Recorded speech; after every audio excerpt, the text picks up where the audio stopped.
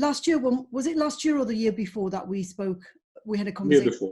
It was the year before, and you talked about your passion for creativity, and this time it's about your approach in terms of presence. And so let's start with your approach first of all on what does presence mean to you. Well, presence means being focused in the moment. I can be present to various different things and people.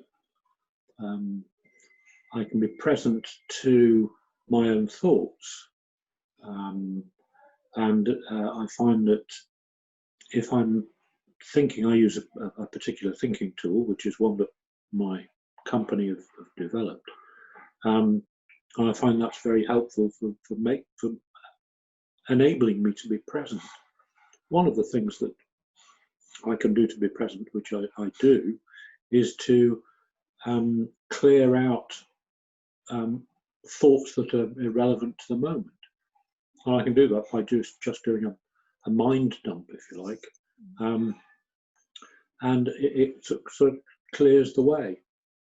I also find I use mindfulness and meditation, and that again clears the way and allows for new thinking and innovative thinking to come into my mind. So I find that being present is a kind of a pathway, if you like, to clearer thinking. Yes, and very often people think of being present as simply the physical presence, and what you're talking about is more of a cognitive presence as well, like being alert and being mindful, and yes. And then there's also the social kind of presence, because if you are present in an organization but invisible because you're, in terms of the hierarchy, you're marginalized, you're not really noticed. There's that kind of presence as well. That what is our social presence, or it can even be our presence in the family. If we live in a large family, we may not be as noticed as if we are living in a very nuclear family. So there's that kind of presence. It's like, what is our position in terms of our social presence, you know? So for you, right? Yeah, but that's not how I see presence. I mean, to me, you're talking about social standing, or where your ego fits alongside other people's egos, or what your standing is within a community or a group. I don't see that as, I wouldn't use the word presence for that. I think of it as positioning, like how we are positioned, like the space that we occupy. Yes, I can see that. I can see that. Yes, presence as a way of describing your, I suppose, how your personality fits alongside others, or where you are in the pecking order. That kind of presence. Yes, I can see that. Yeah, but I don't see that as being particularly relevant to creativity. Well, you head your organization, don't you? You have a company, and you are the head of your company. So no, I'm part of the team. I'm one of the founding directors of the company. Right. So I'm part of the team. It is a creative team, but I'm now also doing something else. I've started a new venture while I've been in COVID lockdown in Australia, which is I'm set up a small recording studio to create audio downloads to help people with things like sleep, to clear out worry from their minds, that sort of thing. Mm-hmm. So I've bought the domain name radicalrelaxation.com, and I'm creating a series of downloads that fit with that.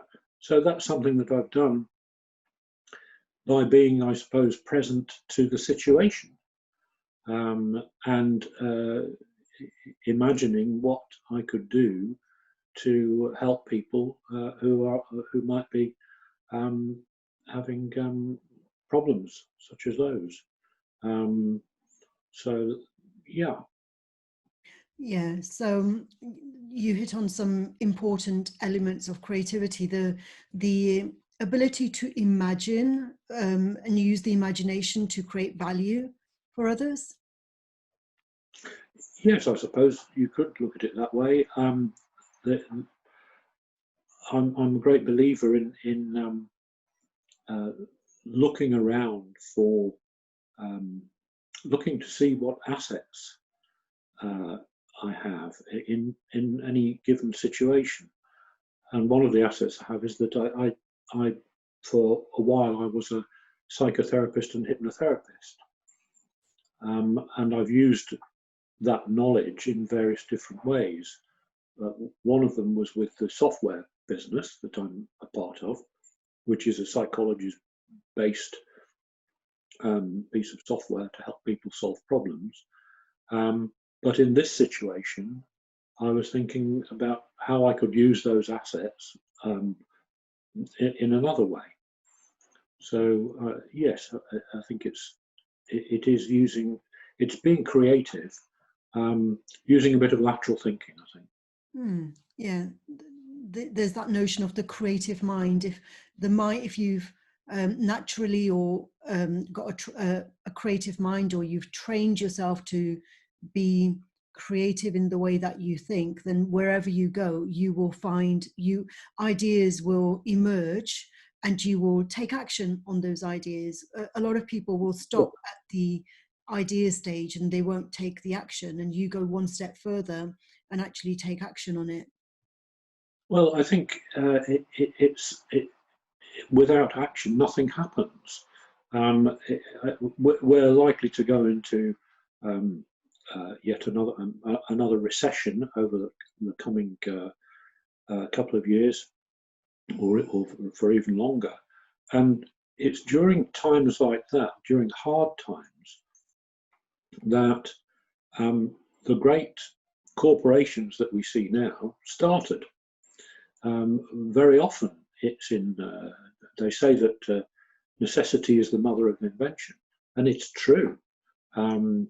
Unless people think their way out of the mess that they might find themselves in, they'll just stay in the mess. Mm-hmm. So they have to use their creativity, and it's no good just thinking about it. Of course, you have to take action. And that's how opportunities emerge. Well, opportunities present themselves, and when the action is taken, that leads to further opportunities. And in a way, we're creating our futures through this emergence, right? We are indeed. Coming back to the word presence, or present, being present in this current moment, if we can examine that, it's by being in this present moment and looking around and realizing what our situation is, and moving from that into future imagining, or imagining a future. It's the only way to move forward, by imagining a future and then living into it, and being in action to create a future that you've imagined. And there's a difference between those who imagine very pessimistic futures and those who imagine optimistic futures. Do you think that, in both cases, they will be, that will lead to emergence of that kind of future that they're imagining, regardless of whether it's full of fear and anxiety, and the other one may be full of hope? And if people imagine in a fearful way, and their imaginations run away with themselves, then I can't see them being creative. I mean, my own experience leads me to believe. I don't know if belief is the right word. But from observations, I see that people who have negative conversations with themselves tend to go into a down spiral and tend to be not very creative. It's very important. I'm reading a book about the brain at the moment, which is discussing neuroplasticity and how the conversation we have in our head can have a highly detrimental effect if it isn't a positive one. If it is a positive one, it can have a highly beneficial effect. So it's a choice. People don't have to think in a negative way. They can choose to think in a positive way. It might not come naturally to people, but unless they stop and take stock and actually start to do something about that, then they'll just continue along a path of negativity, and that doesn't serve them or any of the people around them. I suppose that's one of the most important choices that we have to make in our lives. It's like whether we're creating or allowing a future to emerge based on our fears, or whether we're allowing a future to emerge based on our optimism and creating. Indeed. And in your life, do you remember a time when you actually, trained yourself to do that, or did that happen naturally? This ability of yours to think creatively and to allow a future to emerge in the way that you wanted it to emerge, rather than by accident. I think it's something that I've worked on over many years. I don't think it's necessarily a natural state, but I have been from childhood been creative. I was always inventive. I was always inventing things. So I suppose you could say, yes, it is natural for me. But I've also coached other people who've struggled in that area, and I've found that people can learn to change their minds. Yeah, because one of the approaches to creativity is the biographical approach, where case studies of people who are renowned, very famous for being creative, and they look at the researchers will explore their lives, and their lives are full of serendipity, synchronicity, lucky coincidences.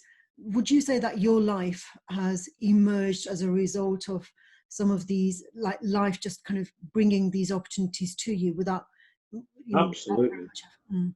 Absolutely, yes, very much so. Serendipity has played a huge part. But then I think there's a word that's used in a detrimental way about people when they say someone is an opportunist. I think that the word opportunist is is used incorrectly. If you're an opportunist, to my mind, you are someone who spots opportunities where others don't. You see an opportunity which you can take advantage of. It doesn't mean that it's a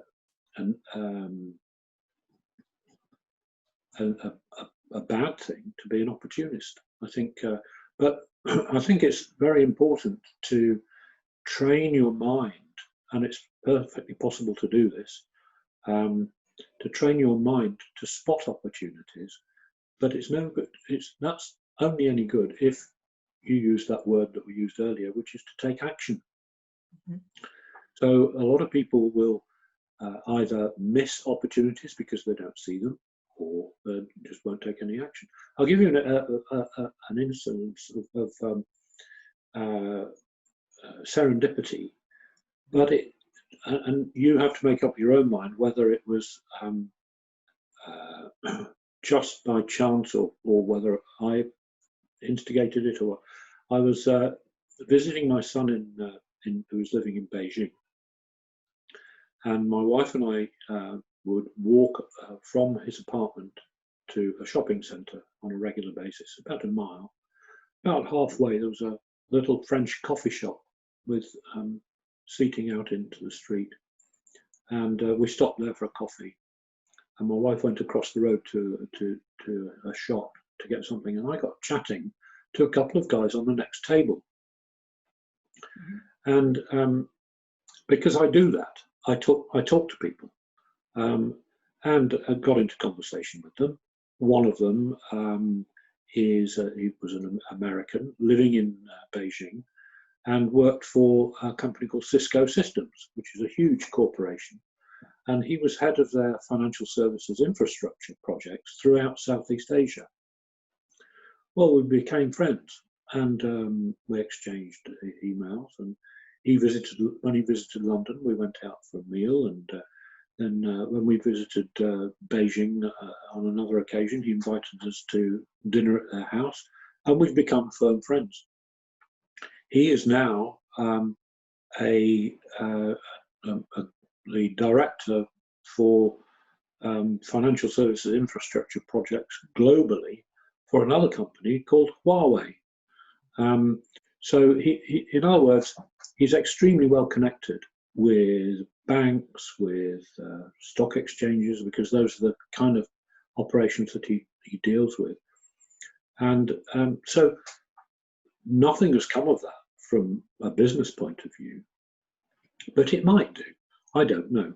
But I'm just saying that is a thing that I could have just kept myself to myself.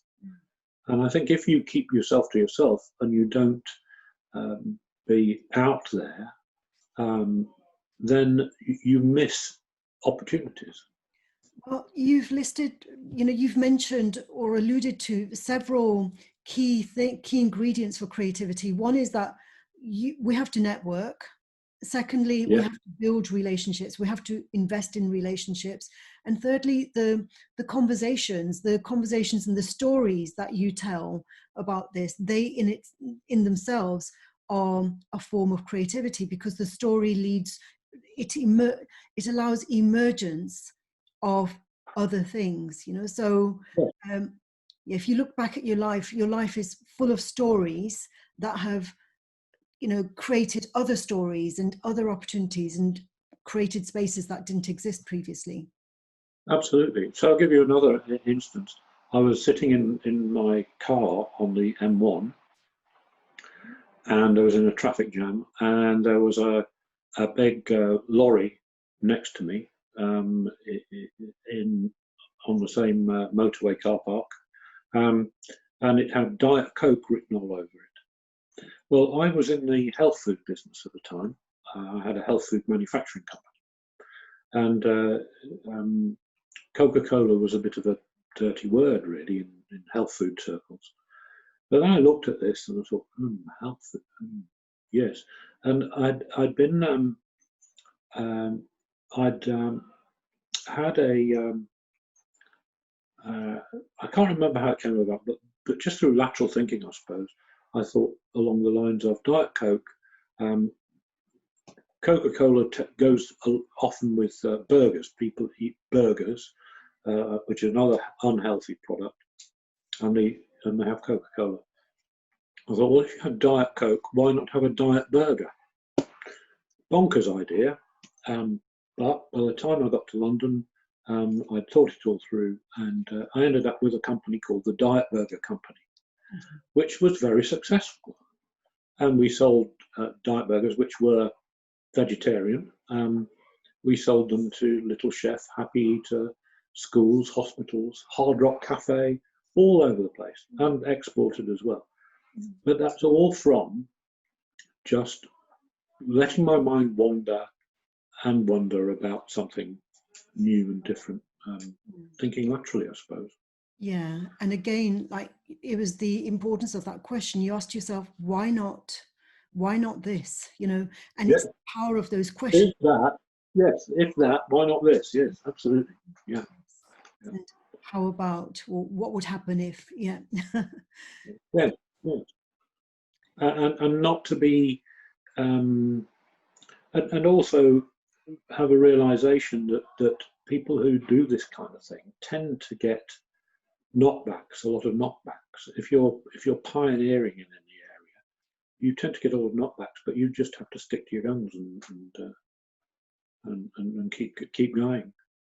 Yeah, That's resilience is something that you also need if you're going to be a successful creative person. absolutely Is resilience. resilience, absolutely. You know, the ability to bounce back, Mm, and yes, that bouncing back, it's not always physical, it's cognitive, it's, you know, it's social as well. So it's absolutely. Yeah, multidimensional. yeah. I mean, you and I met through networking, That's right. Yes. Yep. through an online, one of the earliest not online networks, Academy, That's right. and And it's yeah, because we've remained in touch, you know, so like we remain on LinkedIn, like, which yeah, connects us. And if one of us was not on there, we might lose touch. And so it's about investing in those relationships. And this is not the first time that we've had a conversation about creativity, and it won't be mm, the last, I hope. And every yeah, time we have this conversation, you know, hopefully it'll be deeper and raise more, generate more insights, and it will lead to emergence of yeah. other opportunities, and there will be an I'm impact. sure that. And then there's the feedback loop of like, well, there's an impact of something, and then how does that transform our presence? You know, how does that touch our presence? Or does our presence always remain the same? You know, or do we grow in terms of our influence, in terms of our visibility, in terms of you know, our capacity to be a catalyst for other opportunities, for there to be this feedback loop of creating even more emergence of newer things. Indeed, indeed, indeed. So Phil, final points then, just to sum up then. So Yeah. creativity in terms of presence, emergence and impact, what does that mean to you? Well, the three words are interlinked, aren't they? And integral. Um, if you are present, it allows you to be creative, to have a creative mind where you can think laterally, and by taking action about that, from that creativity, you have impact. You have impact on the world. You have impact on the people around you. I mean, my colleagues and I have developed ThoughtSpace, the software, as a problem-solving tool to help solve the world's problems. So by our creativity, we can show others how they can be much more creative themselves. And through my work here in Australia, whilst in lockdown, not the worst place to be in lockdown, I have to say, I've been able to create radical relaxation, which again is a place that people can go to find a way of allowing themselves to be more creative through these MP3 downloads. So, and I'm hoping that will have a great impact on them. And that impact will have an influence on your presence. Of course, of course. Yeah, excellent. The perfect loop. Yeah, excellent. Excellent. That's great. Right. Well, Phil, it's been such a pleasure speaking with you once again, and hopefully we'll do this again next year. Hopefully we will. Okay. Lovely to see you again. Thank you. Bye, Jesvir. Bye for now. Bye. Bye-bye.